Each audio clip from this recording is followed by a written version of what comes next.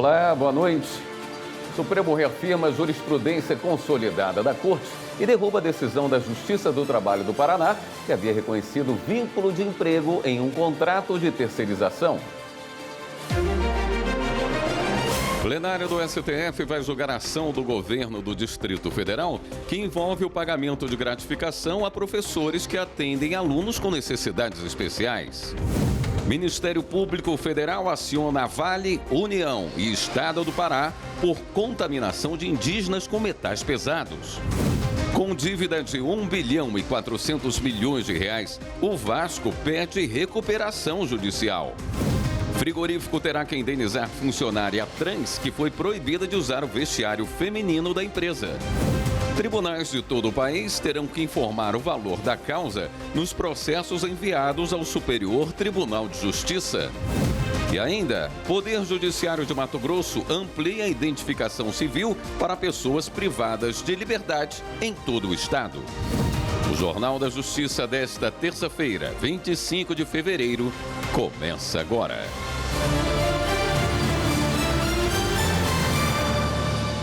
O plenário do Supremo deve analisar nesta quarta-feira uma ação do governo do Distrito Federal sobre o pagamento de gratificações a professores da rede pública que atendem alunos com necessidades especiais ou em situação de vulnerabilidade. O GDF alegou impacto financeiro e pediu a suspensão dessas decisões. O relator é o presidente do STF, ministro Luiz Roberto Barroso. Os detalhes na reportagem de Carolina Chaves. A Lei Distrital 5.105 de 2013 reestruturou a carreira do magistério público e prevê a gratificação de atividade de ensino especial para professores que trabalham exclusivamente com alunos com necessidades educativas ou em situação de risco e vulnerabilidade. A gratificação é destinada a quem atua em unidades especializadas da rede pública ou em instituições conveniadas. Mas o Sindicato dos Professores do DF pediu que essa gratificação fosse estendida a todos os docentes que tivessem pelo menos um aluno especial ou em situação de vulnerabilidade em sala de aula. A Justiça do DF, por meio da segunda vara da Fazenda Pública, emitiu mais de 8.500 decisões favoráveis aos professores, estendendo a gratificação. Em 2019, o governo do DF calculou que essa medida gera um impacto financeiro de cerca de 70 milhões de reais, o que, segundo o executivo local, colocaria em risco a continuidade dos serviços públicos. Por isso, o GDF contestou as decisões na Justiça, pedindo que as sentenças não sejam executadas por falta de recursos, com comprometimento de outros serviços públicos. Em 2019, o presidente do STF, ministro Luiz Roberto Barroso, suspendeu a execução dessas decisões, alertando sobre o perigo da demora no julgamento e a possibilidade de considerar inconstitucional a ampliação do pagamento. Agora, os ministros do STF devem decidir se as sentenças da Justiça do DF, que determinaram o pagamento da gratificação a um número maior de professores, violam a Constituição. A segunda turma do STF decidiu que licença paternidade só começa a ser contada a partir da alta hospitalar do bebê. Luciane Chaves com as informações. A decisão beneficia os policiais penais do Distrito Federal e foi tomada por unanimidade no plenário virtual da segunda turma. O caso foi parar no Supremo porque uma norma do DF estipulava o dia do nascimento ou da adoção como datas para o início do benefício. No Tribunal de Justiça local, o entendimento era de que a licença começaria a contar a partir do dia em que a mãe ou o bebê deixassem o hospital. Um recurso do Distrito Federal levou o caso ao Supremo. O relator, ministro Alexandre de Moraes, manteve o entendimento do Tribunal de Justiça. O ministro destacou que a licença paternidade tem fundamento constitucional e visa garantir a convivência do pai com o recém-nascido nos primeiros dias de vida. No voto, o ministro destaca que a licença paternidade é um período concedido para o pai auxiliar a mãe nos cuidados do filho que acabou de nascer e chegar à sua residência, bem como visa permitir ao genitor desfrutar de um período maior com a família. Assim, estando o recém-nascido internado em virtude das complicações de saúde logo após o parto, tal situação inviabiliza que o objetivo da licença seja atingido, pois estaria o pai impedido do convívio com a criança que se encontra hospitalizada. Alexandre de Moraes lembrou que, no caso das mulheres, a licença maternidade já é contada somente a partir da alta do bebê. A regulamentação desse direito, segundo o ministro, deve ser interpretada de forma compatível com a Constituição, para priorizar o bem-estar da criança e a proteção da família. O voto foi acompanhado pelos ministros Dias Toffoli, Edson Fachin, Nunes Marques e Gilmar Mendes. E o Supremo cassou decisão do Tribunal Regional do Trabalho da 9ª Região, no Paraná, que havia reconhecido vínculo de emprego em um contrato de terceirização.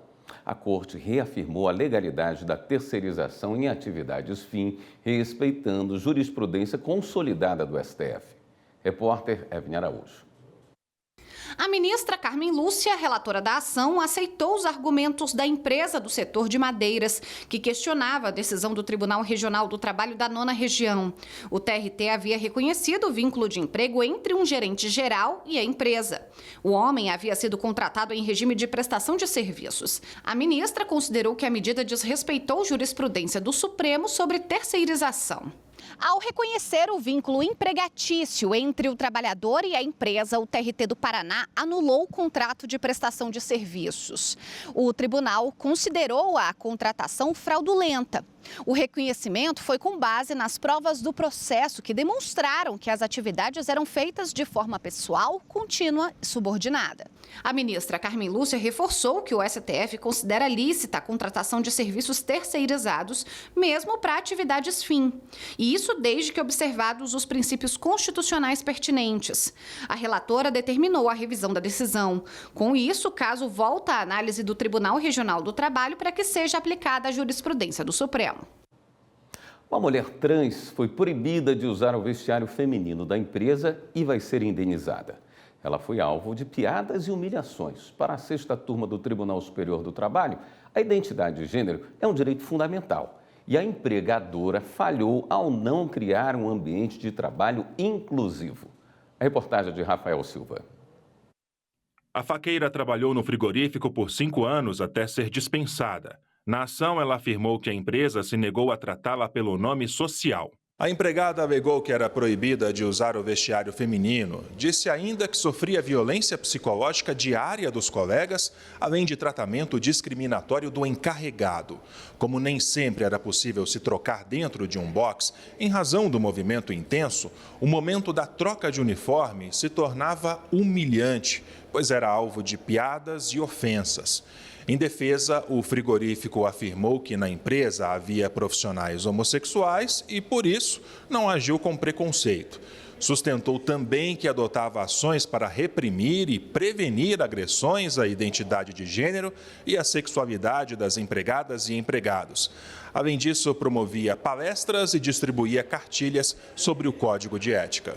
O Tribunal Regional do Trabalho da 3ª Região, em Minas Gerais, condenou o frigorífico ao pagamento de R$ 35 mil de indenização por dano moral à empregada. Para o TRT, as ações relatadas pela empresa não caracterizam efetiva implementação de políticas de inclusão. Para isso, seriam necessárias condutas concretas, como o respeito ao nome social, a aplicação de penalidades a quem praticar discriminação e até a alteração de instalações sanitárias a fim de evitar constrangimentos. No TST, o caso foi julgado pela 6ª turma. A ministra Cátia Arruda, relatora do recurso, destacou que a identidade de gênero diz respeito à autopercepção de cada pessoa. A ministra destacou também o fato de a empregada ser tratada a partir de estereótipos masculinos. Conforme o voto da ministra, o próprio argumento da empresa de que havia contratado homossexuais no setor de abate revela o equívoco conceitual entre identidade de gênero e orientação sexual, o que demonstra a falta de compreensão sobre a matéria. É importante destacar que identidade de gênero não se confunde com sexualidade ou orientação sexual, enquanto a primeira está relacionada a como uma pessoa se identifica e se vê em relação ao gênero. A sexualidade diz respeito à atração afetiva que uma pessoa sente por outra. São, portanto, diferentes dimensões da identidade pessoal. Mas, independentemente disso, o que a nossa Constituição Federal fala é do princípio da não discriminação, do princípio da dignidade da pessoa humana, da necessidade de nos reconhecermos com respeito. A decisão da 6ª turma foi unânime. O frigorífico entrou com recurso extraordinário. A seguir, o Ministério Público de Minas Gerais vai oferecer atendimento especializado às mulheres vítimas de violência durante o Carnaval. E tribunais de todo o país terão que informar o valor da causa nos processos enviados ao Superior Tribunal de Justiça. Os detalhes em instantes.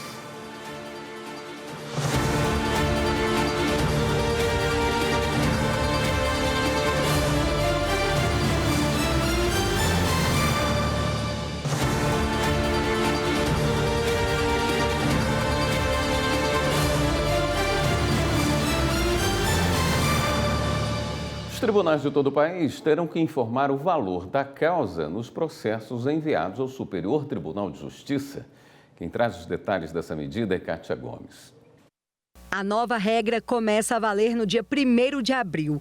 Conforme estabelece a instrução normativa do STJ, os processos transmitidos após essa data, que não incluírem o valor da causa, serão recusados e devolvidos aos tribunais de segunda instância para adequação. A inclusão do valor da causa na lista de itens obrigatórios a serem informados nos recursos faz parte de uma ampla revisão dos sistemas de integração do STJ com outros tribunais.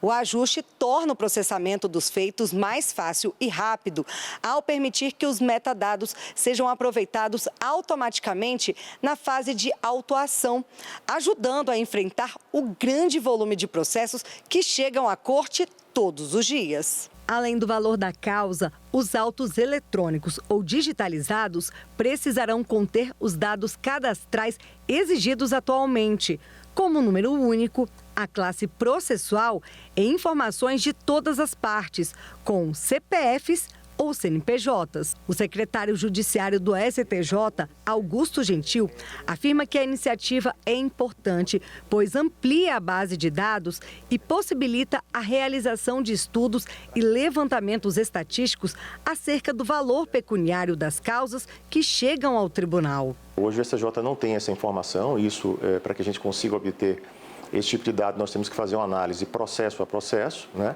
E a ideia é que essa informação passe a constar sistematicamente em todos os feitos encaminhados ao STJ e, a partir daí, sim, a gente consiga produzir estudos, levantamentos estatísticos que possam nos ajudar a estabelecer, a fazer triagens processuais, análises. De acordo com o secretário, a disponibilização das novas informações também servirá de referência para a triagem dos processos no STJ, fornecendo novos elementos para análise e julgamento dos recursos dirigidos à Corte. A ideia é incorporar o valor da causa no rol desses metadados e estabelecer aos tribunais de origem um prazo de 60 dias para que eles consigam se adaptar e fazer os ajustes necessários para esse encaminhamento ao STJ. Nesse período, nós vamos estabelecer algumas reuniões negociais com as áreas tecnológicas, nós vamos fazer alguns alinhamentos para que a gente consiga fazer essa transição e passe, a partir dos 60 dias da publicação do normativo, a receber esse novo dado. Mais segurança e garantia para quem depende dos sistemas informatizados do Superior Tribunal de Justiça é que a Corte passou a gerar comprovante autenticado nos casos de indisponibilidade do sistema. Acompanhe na reportagem de Marina Campos. Basta um clique e a petição já está protocolada. Na era do processo 100% digital, a tecnologia é uma aliada, certo? Nem sempre, porque sistemas informatizados podem apresentar erros, sair do ar e dar muita dor de cabeça, principalmente quando coincide com o prazo final de um recurso. O advogado Guilherme Veiga conta que já teve problemas com a indisponibilidade do sistema e que nem sempre o print da tela é o suficiente para comprovar a situação. A indisponibilidade do sistema já gerou situação de um recurso do advogado não ser conhecido, porque não estava comprovando que, quando ele protocolou, já fora do prazo previsto na lei, era, na verdade, a primeira oportunidade que o sistema tinha voltado ao ar.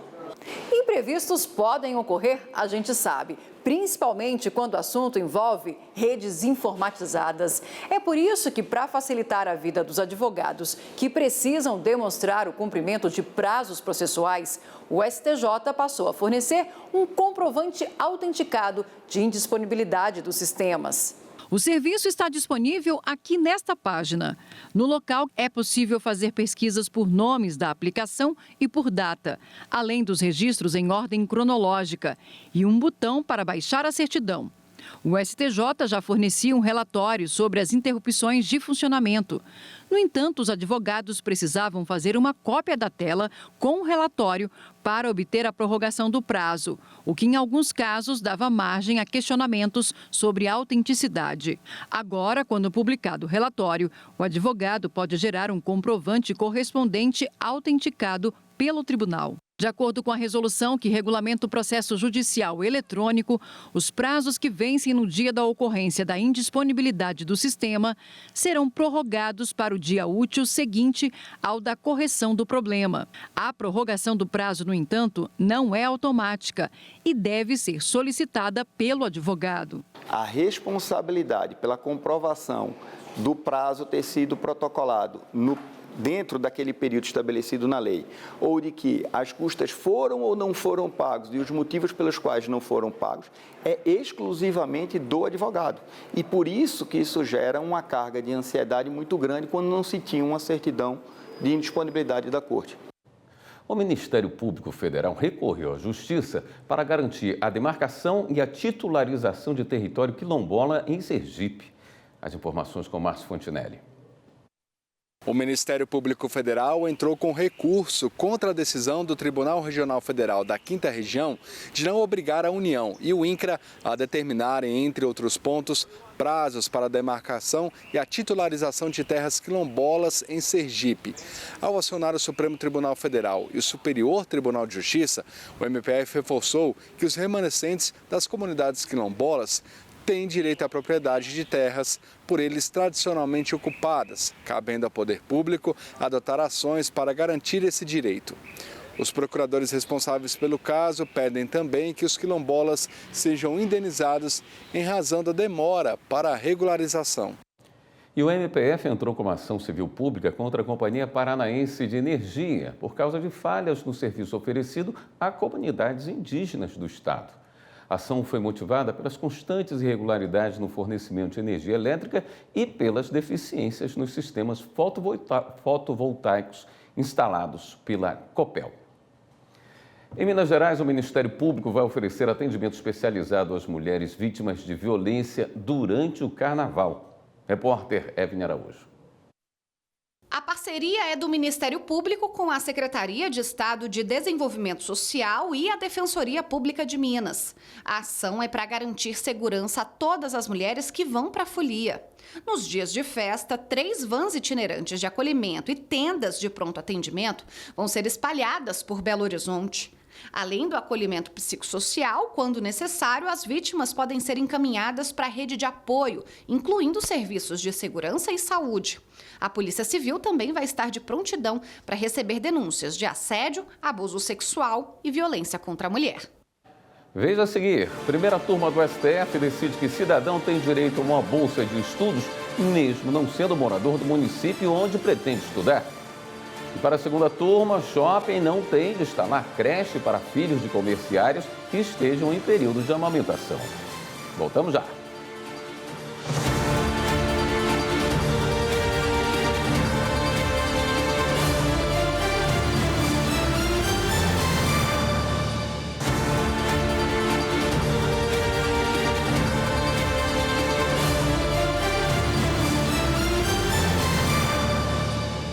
A maioria dos ministros da primeira turma do Supremo entendeu que um cidadão tem direito a uma bolsa de estudos em Saquarema, no Rio de Janeiro, mesmo sendo morador do município. Quem conta os detalhes desse caso é a repórter Viviane Novaes. O município de Saquarema oferece bolsas de estudos do programa Conexão Universitária apenas para quem mora na cidade há pelo menos 5 anos. A justiça local decidiu que um cidadão não teria direito a se inscrever à bolsa por não ser de Saquarema. Aí o candidato entrou com uma ação no Supremo Tribunal Federal e teve o direito reconhecido. Mas o município recorreu e nesta terça-feira o julgamento foi retomado na primeira turma com o voto do ministro Alexandre de Moraes. Para ele, a bolsa deve ser concedida apenas a quem tem domicílio na cidade.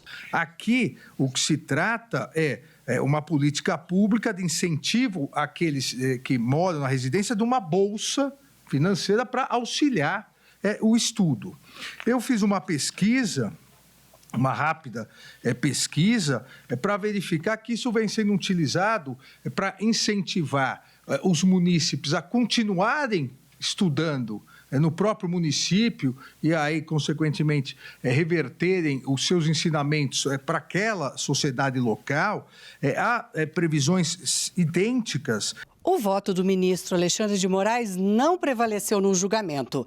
Para a relatora do caso, ministra Carmen Lúcia, não pode haver distinção entre residentes e não residentes. Eu, quando mantive minha posição, mantive exatamente porque, para mim, como agora enfatizado pelo eminente ministro-presidente, o que há é uma distinção, sim, entre brasileiros. O brasileiro que pode adquirir, ter este acesso, este benefício, é aquele residente em Saquarema nos últimos 5 anos. Apenas isso. Acho que não é nem erro de interpretação, mas visões que levam a interpretações diferentes, interpretação da norma constitucional de um ponto de vista diferenciado. Apenas isso, só para deixar claro que a base do meu voto, como relatora que fui, e independente, agora da redação para o acórdão C, do ministro Flávio, que estará em ótimas mãos, é apenas uma visão interpretativa diferente do que é o artigo 19, como ele se põe diante de uma situação fática. A subsunção deste quadro ao determinado constitucionalmente. Com maior rigor, com menor rigor, só isso. Por 3-2, a turma garantiu ao cidadão o direito de se inscrever à Bolsa de Estudo, mesmo não morando em Saquarema. E a segunda turma do Supremo, por maioria, decidiu que shopping não tem de criar creche para filhos de comerciárias que estejam em período de amamentação. Repórter Marta Ferreira traz as informações. A CLT prevê que toda empresa com ao menos 30 mulheres maiores de 16 anos disponibilize espaço adequado para que as funcionárias mantenham seus filhos sob vigilância e assistência durante o período de amamentação. Baseado nesse dispositivo, o Ministério Público do Trabalho entrou na Justiça para que um shopping da Paraíba implantasse uma creche para atender aos filhos das comerciárias que trabalhassem nas lojas do centro comercial. A Justiça do Trabalho determinou a instalação da creche. O entendimento é de que se o shopping recebe parte dos lucros das lojas, ele também deve cumprir função social em relação às funcionárias que ali trabalham. O shopping recorreu alegando não ser de sua responsabilidade providenciar o espaço, mas sim dos empregadores. A questão foi parar na segunda turma do Supremo. O relator é o ministro Dias Toffoli, que atendeu ao pedido do shopping. Instalação de creches destinadas à amamentação dos filhos de empregadas de lojas, ausência de previsão legal, atuação do Poder Judiciário como legislador positivo, impossibilidade, ofensa à separação de poderes e ao princípio da legalidade, precedentes, que cito no meu voto, na decisão monocrática, e no item 1, a orientação fixada na Suprema Corte no julgamento da DPF 501 Santa Catarina é pela impossibilidade do Poder Judiciário atuar como legislador positivo, de modo a ampliar o âmbito de incidência de determinada norma legal para hipóteses nela não previstas. O ministro Edson Fachin divergiu do relator. Para ele, o shopping, como responsável pelas áreas de uso comum, compete incluir no projeto ou disponibilizar local apropriado para essa finalidade. O texto constitucional, inciso 20, do artigo 7º, é inequívoco quando estabelece os princípios de proteção ao mercado de trabalho da mulher mediante incentivos específicos que, no caso dos autos, consistem em disponibilizar um serviço que possa possibilitar a permanência ou reinserção da mulher no mercado de trabalho, acesso a berçários e creches e tempo para autocuidado, que na dicção literal do inciso 22 do artigo 7º da Constituição, também pode ser concretizado como meio para a redução dos riscos inerentes ao trabalho por meio de normas e políticas de saúde, higiene e segurança. Prevaleceu o voto do relator. Assim, por maioria, a segunda turma do STF decidiu que o shopping não tem de criar creche para filhos de comerciárias que estejam em período de amamentação. O Supremo entendeu que invocar a Deus no início e no encerramento das sessões do Poder Legislativo é constitucional, desde que não seja uma ação obrigatória. A decisão foi numa ação que questionava a resolução da Câmara Municipal de São Bernardo do Campo, em São Paulo. Quem tem os detalhes é a repórter Carolina Chaves. A Procuradoria-Geral de Justiça entrou com ação contestando uma resolução da Câmara Municipal de São Bernardo do Campo. A norma determina que no início e fim das sessões, o presidente fale a seguinte frase: sob a inspiração e proteção de Deus, damos por iniciados ou encerrados os trabalhos da presente sessão. Segundo a Procuradoria, a determinação viola os princípios da laicidade e da igualdade, por criar preferências por religiões ou igrejas. O Tribunal de Justiça do Estado concordou e declarou a norma inconstitucional. No recurso ao Supremo Tribunal Federal, a Câmara Municipal argumentou que a decisão do STF, com repercussão geral reconhecida, impede a intervenção do Poder Judiciário em questões meramente regimentais das casas legislativas. Ao analisar o caso, o ministro Alexandre de Moraes aplicou jurisprudência da Corte sobre a compatibilidade entre símbolos religiosos em espaços públicos e neutralidade do Estado.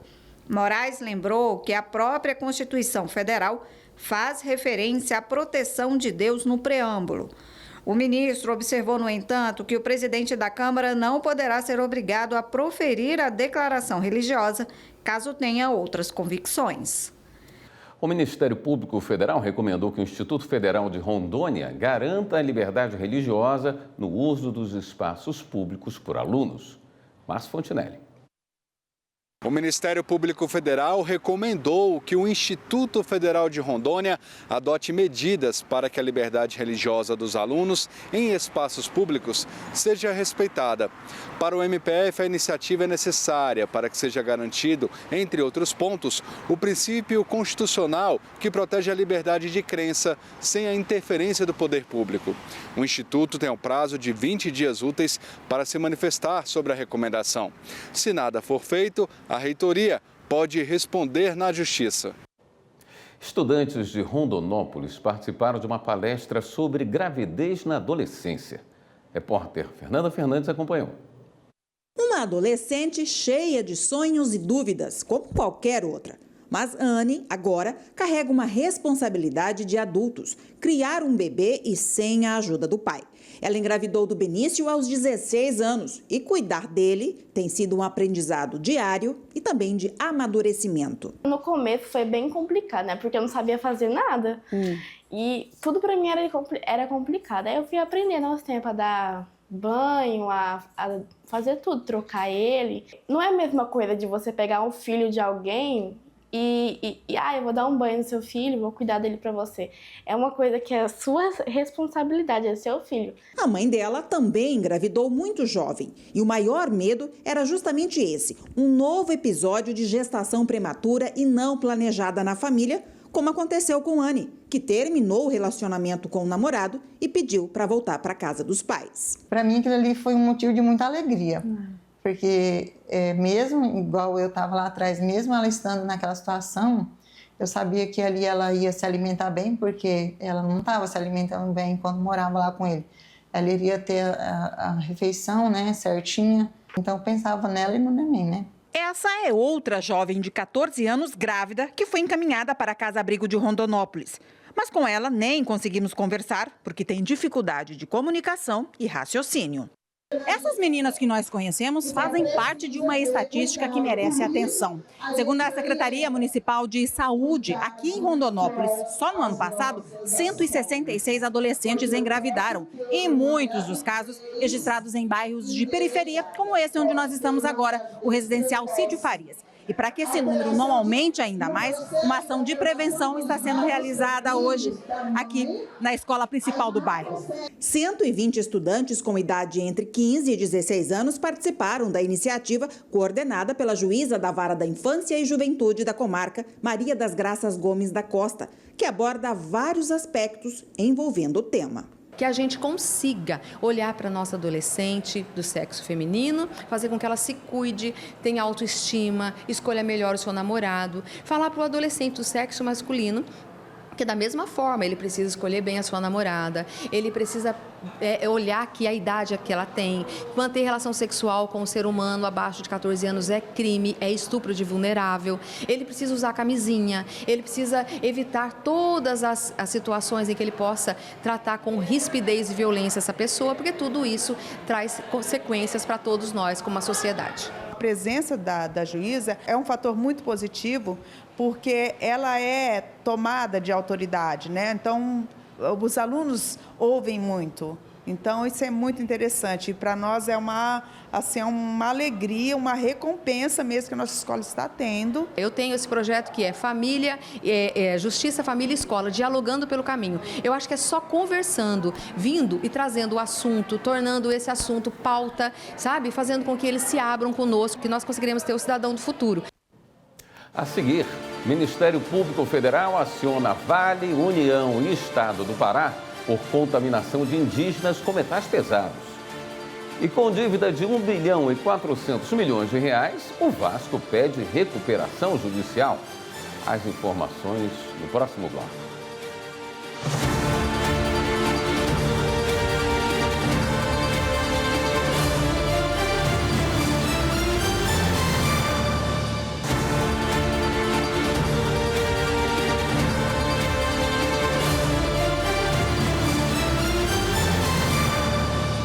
Quando uma autoridade usa suas funções de forma excessiva ou indevida, prejudicando o direito de outras pessoas, ela é investigada pelo Conselho Nacional de Justiça.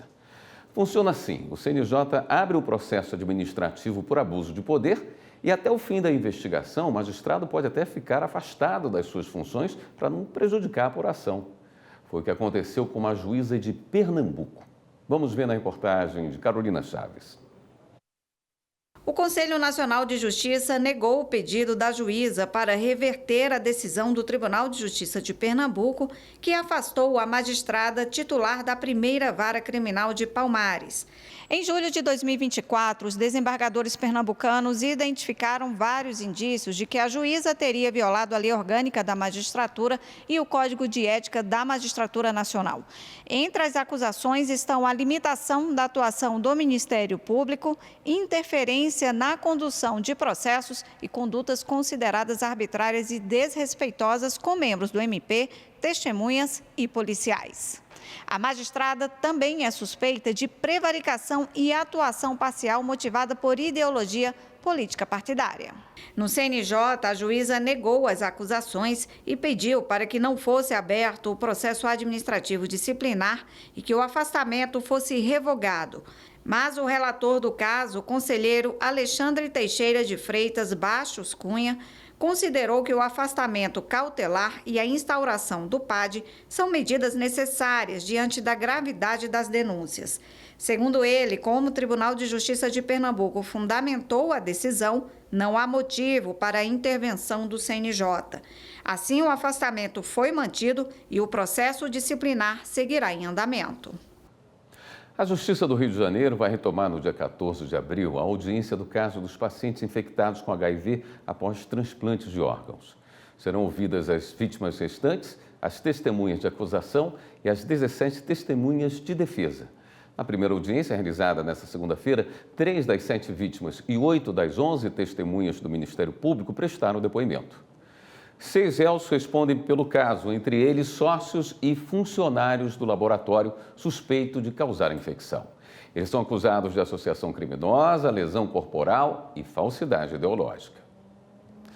O Ministério Público Federal processa Vale, União e Estado do Pará por contaminação de indígenas por metais pesados. Polícias Federal e Ambiental apreendem mais de 1.000 litros de agrotóxicos contrabandeados da Argentina. Com dívida de R$ 1,4 bilhão, Vasco pede recuperação judicial. Polícia Federal prende policial em operação de combate à lavagem de dinheiro em fintechs. Confira os destaques. A Polícia Federal, em conjunto com o Ministério Público, prendeu um policial e cumpriu 10 mandados de busca e apreensão em São Paulo, Santo André e São Bernardo do Campo. As investigações apontam que uma organização criminosa usava fintechs, instituições financeiras digitais, para lavagem de dinheiro. As empresas ofereciam serviços financeiros alternativos às instituições bancárias e empregavam estratégias complexas para esconder os verdadeiros beneficiários dos recursos. O Vasco da Gama entrou com pedido de recuperação judicial na 4ª Vara Empresarial do Tribunal de Justiça do Rio de Janeiro. A decisão inclui tanto o clube esportivo quanto a Vasco SAF, empresa que gerencia o time de futebol. A dívida da instituição é de cerca de 1 bilhão e 400 milhões de reais. A Polícia Federal de Santa Catarina e a Polícia Militar Ambiental do Rio Grande do Sul apreenderam uma carga ilegal com mais de 1.000 litros de agrotóxicos contrabandeados da Argentina. O produto, proibido no Brasil, foi encontrado numa chácara desabitada no interior do Rio Grande do Sul. O Ministério Público Federal entrou com ação na Justiça contra a mineradora Vale, a União e o Estado do Pará, devido à contaminação por metais pesados dos indígenas Xicrim do Cateté, causada pelas atividades da Vale, de acordo com estudos técnicos. A ação na Justiça Federal é para garantir o acesso imediato ao tratamento médico dos contaminados e exigir um programa de monitoramento contínuo da saúde da comunidade. A Justiça do Rio mandou soltar o motociclista de aplicativo Thiago Gonçalves e determinou o fim da custódia do universitário Igor de Carvalho, que foi baleado e está internado em estado grave. Eles foram presos em flagrante na noite do último domingo, na zona norte da capital fluminense, após um policial militar da reserva acusá-los de ter roubado o celular da esposa dele. Igor foi baleado na volta para casa enquanto estava em uma corrida com o motociclista Thiago. O PM admitiu ter feito os disparos. A violência contra a mulher é um problema sério em todo o Brasil, mas no município de Caruaru, em Pernambuco, uma parceria entre o Judiciário, a Prefeitura e forças de segurança tem dado resultados impressionantes na segurança e proteção das mulheres. O projeto foi renovado com a promessa de se expandir para outras regiões de Pernambuco. Vamos entender como essa ação tem feito a diferença na reportagem de Rafael Porfírio. Caruaru, município do Agreste de Pernambuco. É aqui que servidores da prefeitura, policiais militares, oficiais de justiça do tribunal e do governo do estado trabalham em conjunto numa rede de proteção e acolhimento às mulheres vítimas de violência doméstica. É o Núcleo de Informações Estratégicas e Cumprimento de Ordens Judiciais Maria da Penha, criado em junho de 2024 para acelerar o cumprimento de mandados judiciais, principalmente as medidas protetivas de urgência. A iniciativa deu tão certo que todos os envolvidos se reuniram novamente para assinar a renovação do projeto.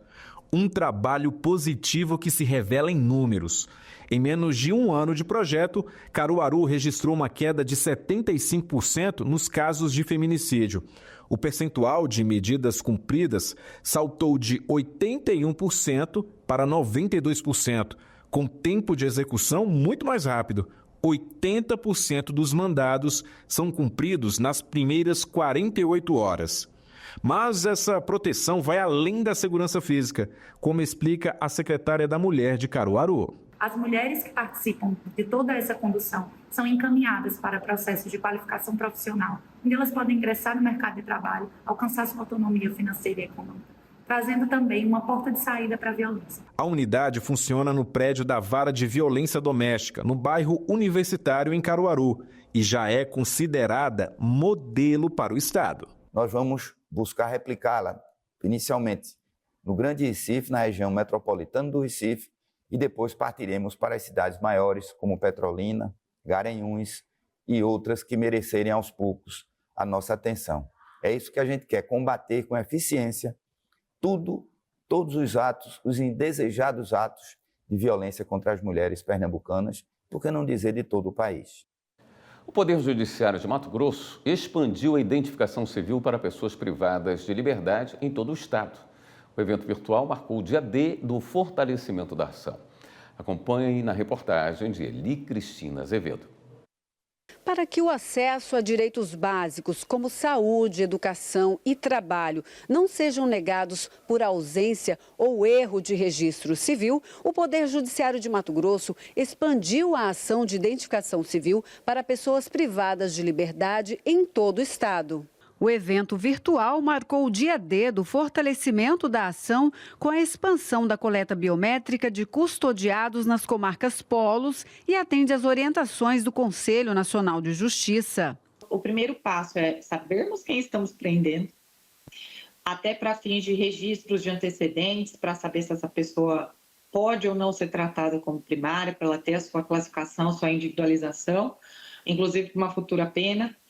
A partir disso, esse banco de dados ele também serve para eventuais esclarecimentos de crimes futuros, porque a pessoa vai estar lançada no sistema, vai ter foto, vai ter uma coleta biométrica.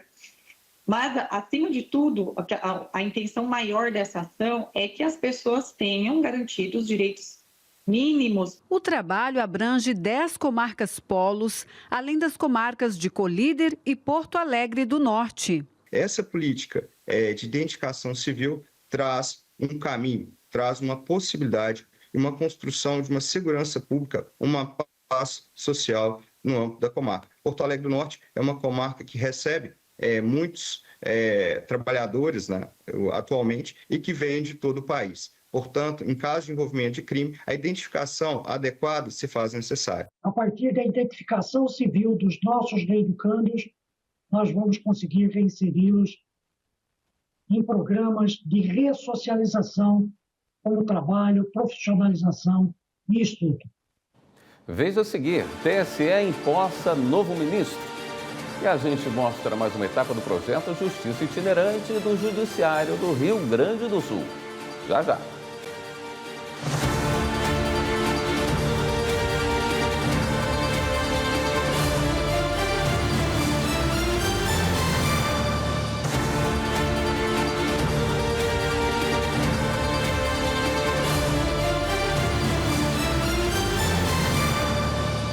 O ministro do Superior Tribunal de Justiça, Sebastião Reis Júnior, assume hoje como ministro substituto do Tribunal Superior Eleitoral. Nascido em Belo Horizonte, Minas Gerais, Sebastião Reis Júnior assume uma das vagas de ministro substituto do Tribunal Superior Eleitoral, destinada a ministros do Superior Tribunal de Justiça. Formado em Direito pela Universidade de Brasília, se especializou em Direito Público pela Pontifícia Universidade Católica de Minas Gerais. Ministro do STJ desde junho de 2011, Sebastião Reis Júnior atualmente é membro da Corte Especial e ocupa o cargo de presidente da 6ª Turma, além de integrante honorário do Instituto dos Advogados Brasileiros.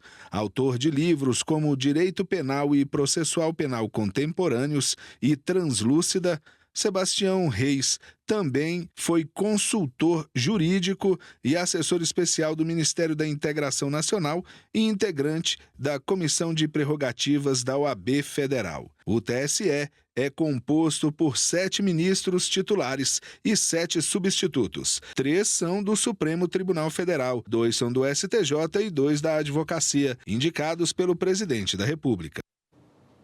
A Justiça Itinerante foi até Belém Novo, na zona sul de Porto Alegre, para atender às demandas judiciais e de documentação dos moradores. Repórter Mauro Bercoise. Logo cedo, mais de 30 moradores vieram buscar as fichas para tirar dúvidas, buscar documentos e encaminhar demandas judiciais. Dona Almeri veio para resolver uma situação que sofreu com uma agência de viagens e estava feliz de poder ser atendida perto de casa. Eu acho assim importantíssimo, por exemplo, eu moro no Lami, né? Então eu iria na Restinga, outra vez Tristeza, alguma coisa. Muito importante a divulgação. Nós que moramos no Extremo Sul, que o Extremo Sul é esquecido por várias coisas do governo, alguma coisa. Então, é muito difícil, uma batalha para a gente. Então, muito importante. Eu fiquei muito feliz, muito contente, que eu acho que vou tentar pelo menos resolver, né? A senhora está buscando alguma coisa de documentação? O que seria? Não, documentação não. Pequenas causas, porque eu levei o golpe de uma empresa de turismo, né? A ação ocorre todas as quintas-feiras, em frente à Subprefeitura Extremo Sul, na esquina das avenidas Beira Rio e Desembargador Melo Guimarães, das 9 às 15 horas. Ao todo, os serviços disponíveis no ônibus da Justiça Itinerante têm chegado a uma média de 120 atendimentos por dia. O juiz de direito José Luiz Leal Vieira destacou a importância de vir até as pessoas para facilitar o acesso ao judiciário. As pessoas precisam ter facilidade para acessar o judiciário e esse projeto da Justiça Itinerante faz justamente isso, né? Leva a justiça ao encontro das pessoas, principalmente aqui no bairro Belém Novo, que é um bairro distante de Porto Alegre. As pessoas às vezes têm uma certa dificuldade de se deslocar até o Foro Central, né? Que é próximo ao centro. Então é uma oportunidade ímpar para essas pessoas que às vezes talvez não conseguem acessar o judiciário, não têm informação alguma, e aqui eles encontram isso, encontram orientação, encontram informação e podem eventualmente até mesmo ajuizar alguma ação ou se defender de alguma ação que seja ajuizado contra elas. No local, é possível a busca por informações sobre processos, abertura de ações judiciais, confecção e atualização gratuita de documentos, como certidões de nascimento e casamento, entre outros serviços. A gente está com uma média em torno de 50 a 60 pedidos por dia, né? O pessoal busca bastante certidões de nascimento, casamento, né? Porventura óbito, para poder fazer, normalmente, quando é nascimento, casamento, os RGs, quando perdem, muitas pessoas perderam nas enchentes, né? Esta edição do Jornal da Justiça fica por aqui. Uma boa noite. Até amanhã.